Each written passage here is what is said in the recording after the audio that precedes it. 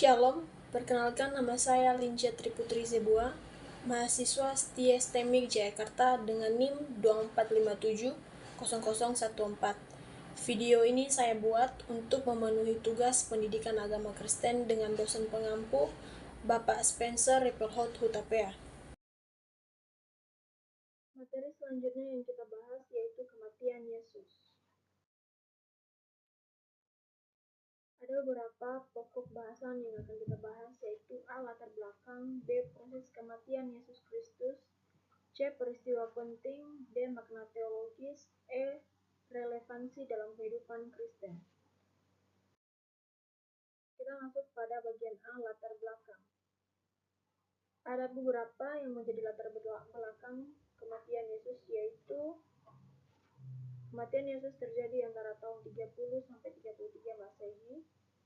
Yudea berada di bawah pemerintahan Romawi di mana Yesus mengajarkan ajarannya, dan kematiannya dipandang sebagai peristiwa sentral dalam iman Kristen. Menurut penanggalan Yahudi, ia mati tergantung di atas salib tanggal 14 Nisan, beberapa jam sebelum hari Paskah Yahudi dirayakan, yaitu tanggal 15 Nisan, dimulai pada sekitar pukul 18 saat matahari terbenam. Hukuman mati dengan disalibkan dijatuhkan atas perintah gubernur kerajaan Romawi untuk provinsi Yudea Pontius Pilatus berdasarkan laporan para pembuka agama Yahudi saat itu bahwa Yesus Kristus mengakui sebagai raja orang Yahudi. Pontius Pilatus sebagai gubernur Romawi di provinsi Yudea mempertimbangkan tuntutan dari pembuka agama Yahudi yang melihat Yesus sebagai ancaman terhadap otoritas mereka dan stabilitas sosial saat itu. Keputusan untuk menyalibkan Yesus adalah bagian dari proses yang kompleks yang melibatkan politik, agama, dan hukum pada masa itu. D. Proses kematian Yesus. Penangkapan Yesus terjadi di Taman Getsemani yang terletak di kaki Bukit Zaitun dekat Yerusalem, dan Yesus sering menghabiskan waktu untuk berdoa di sana bersama murid-muridnya.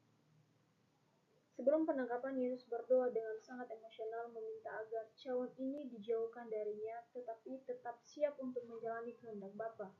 Terdapat dalam Lukas pasal 22 ayat 42.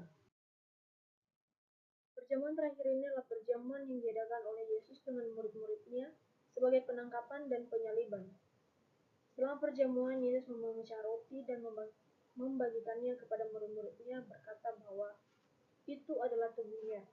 Dia juga memberikan cawan berisi anggur yang melambangkan darahnya, terdapat dalam Matius pasal 26 ayat 26 sampai 28.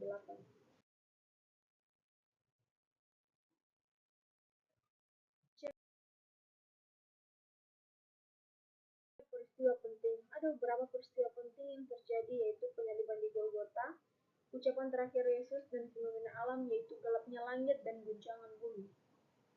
Golgota juga dikenal sebagai tempat tengkorak, adalah lokasi di luar Yerusalem di mana Yesus disalibkan. Yesus dipaku di salib setelah disiksa dan dihina.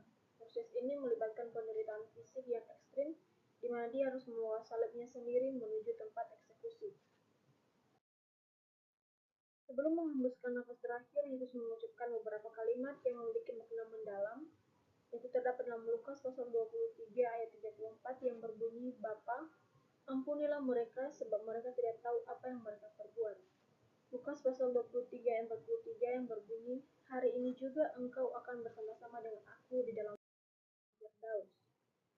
Dalam Yohanes pasal 19 ayat 26 sampai 27 yang berisikan tentang ibu, inilah anakmu, anak inilah ibumu. Dan yang terakhir Markus pasal 15 ayat 34 yang berbunyi, Eloi Eloi lama sabachthani, yang berarti Allahku, Allahku, mengapa engkau meninggalkan aku. Makna ucapan terakhir, yaitu kata-kata terakhir Yesus, mencerminkan kedalaman kasihnya dan keputusan yang dia alami. Dia meminta pengampunan bagi mereka yang menyalibnya, menunjukkan kasih dan belas kasihan yang luar biasa.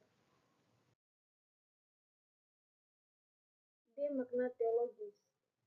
Secara teologis, makna kematian Yesus didefinisikan sebagai pengorbanan untuk dosa, pemenuhan membuat, kasih Allah, kemenangan atas dosa dan maut, perdamaian dan rekonsiliasi,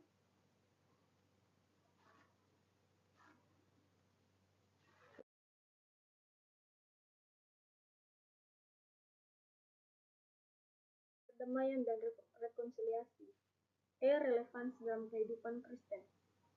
Perayaan Paskah, peringatan kematian dan kebangkitan melambangkan harapan baru, pembaruan, dan janji baru, serta adanya pengampunan dan harapan baru dalam Yesus Kristus. Kesimpulan, kematian Yesus sebagai inti iman Kristen, pesan kasih dan pengorbanan yang mendalam, dan ajakan untuk merenungkan makna pengorbanan.